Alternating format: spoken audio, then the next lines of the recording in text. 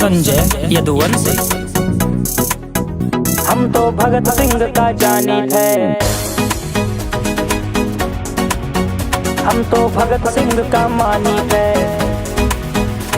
तू फैन हूँ बॉलीवुड के,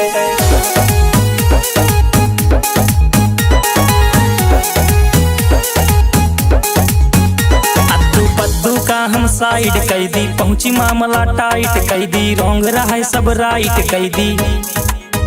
अद्दू पद्दू का हम साइड कैदी पहुंची मामला टाइट कैदी रोंग रहा है सब राइट कैदी। जय श्री राम। आल्हा उदल के तलवार फरसा परशुराम के जानी थे। तू फैने हूँ बॉलीवुड के, हम भगत सिंह का मानी थे। भगत सिंह का मानी थे, हम भगत सिंह का मानी थे। तू फैने हूँ बॉलीवुड के, हम भगत सिंह का मानी थे।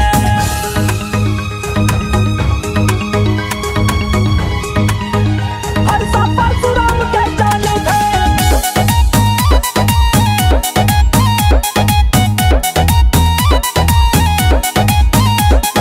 माटी के चूल्हा पे रोटी बनी, माटी पे बैठ के खाई निवाला। माटी के कुआं से पानी मिला, पानी भरी सीधा माटी के प्याला।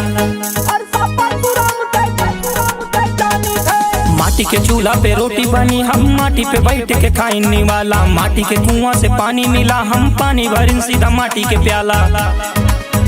संजय यदुवंशी के नौना गोरी ऐसे ना मशहूर है। हर दिल पे राज करा थे लड़का, नशा फसा से दूर है। आल्हा उदल के तलवार फरसा परशुराम के जानी थे। तू फैने हूँ बॉलीवुड के, हम भगत सिंह का मानी थे। भगत सिंह का मानी थे, हम भगत सिंह का मानी थे। तू फैने हूँ बॉलीवुड के, हम भगत सिंह का मानी थे। भगत सिंह का मानी थे, हम तो भगत सिंह का मानी थे।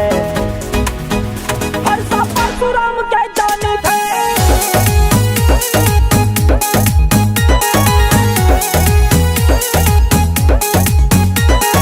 कॉपी करे दुनिया सारी, जौन भी लइका गाएबा।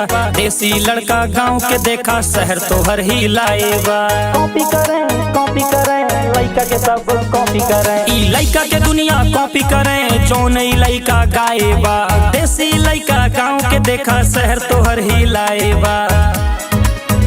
हमरे बारे में सब झूठी अफवाह उड़ा के रखेबा, पर लड़का सबसे भाईचारा बना के रखेबा। आल्हा उदल के तलवार फरसा परशुराम के जानी थे। तू हीरो ढूंढा बॉलीवुड, हम भगत सिंह का मानी थे। भगत सिंह का मानी थे, हम भगत